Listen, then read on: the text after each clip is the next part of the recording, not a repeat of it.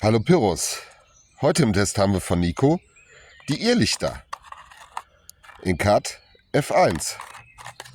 Schauen wir mal, was die Irrlichter von Nico so drauf haben.